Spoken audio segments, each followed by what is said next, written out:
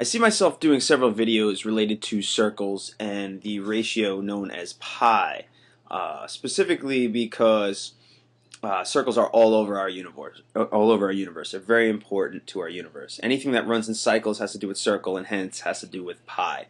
Now, this is talking about the volume of a sphere, which essentially is a 3D version of a circle, right? So what I'm going to try to do today is try to figure out what the volume of a sphere is. I might not know the formula, so I'm going to try to figure it out without needing to know very much else. As you can see, I graphed it on a coordinate plane that is a XYZ axis, right? So I'm gonna first find the equation of a circle on a 2D axis, and then I'm gonna somehow turn it into the volume of a sphere. So let's try that. So so if I had a circle right here. Here's my circle, and I graphed it on, here's its center point. All right, let's consider that the origin, and I graphed it on a 2D plane here, right? 2D plane. That is a XY plane. Here's its X, here's its function of X, which I'm just going to call Y, on plane. Now the question becomes, well, what is a circle? A circle is defined generally by one thing. It's radius, right? Whatever the radius is, it's the same distance always from the center point. And I should say the center point and its radius. It's always the same distance. That radius never changes no matter where you're putting that radius, okay? It's always the same distance. It's always the same r. How do I define that r, right? By an equation that I know. Well, I know something about triangles, right? And I can say, okay, well, this point r is the point xy, right? This is the point xy. And this is, right, how far it is from the axis is its y. That's how high it is. And how far away it is from the origin is its x. Now, in this case, it's negative x, but disregard that because I could have easily put the r over here and made this its y and this its x. Makes no difference. Okay, don't worry about it.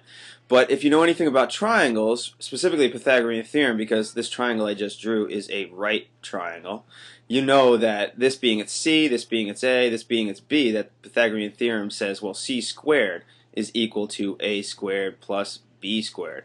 And it shouldn't be too hard to see that the c is just another version of the radius that I drew, okay? If this doesn't look quite like the circle, but if I had that circle and this was its center point, then this would be its radius, right? So another way to write that is r squared equals x squared plus y squared. Okay, that's going to be important in a second. The second thing I want to talk about is how a circle actually compares to a sphere. It's probably not hard to see that this sphere is made up of circles, right? It's made up of a circle. Specifically this circle in the center, right? This circle in the center kind of defines it. But I only know how to graph things on 2D planes. So how can I relate that? Well, let's take a look at this circle. I'm going to draw a new circle here. I'm going to draw a circle like that. Actually, let me do that a little bit better than that. Okay, and here's its origin right there. Now, I'm going to call this, I'm going to say this is a circle that I drew on this plane, okay? The XY plane, okay? I just put it on its side, though, and you'll see probably why in a second, why I needed to do that. Okay, so that's its plane. Now, in order to take this and turn it into a 3 dimensions, I kind of need a third axis, right? I'm going to call that the z-axis. Whoops, the z-axis.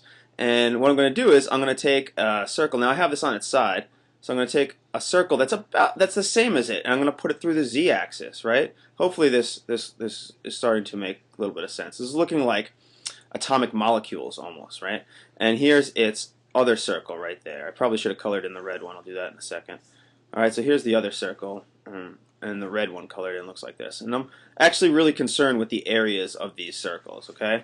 Now, that's obviously not a sphere, but if you start to see, like, okay, well, I can have, you know what, let me connect this all around. Let's see if whoa, this is looking a really ugly sphere. All right, there we go.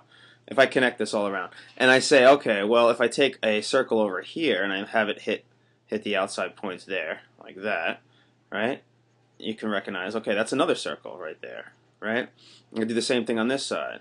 Now make another circle over here, right? And consider its area right there. And consider its area right there. Well, this starts to look like a sphere when I take infinite amount of circles. I take circles everywhere in this whole sphere, right? I take a whole bunch and I make up a sphere out of a bunch of 2D circles. So I add up all the 2D circles and I get a sphere.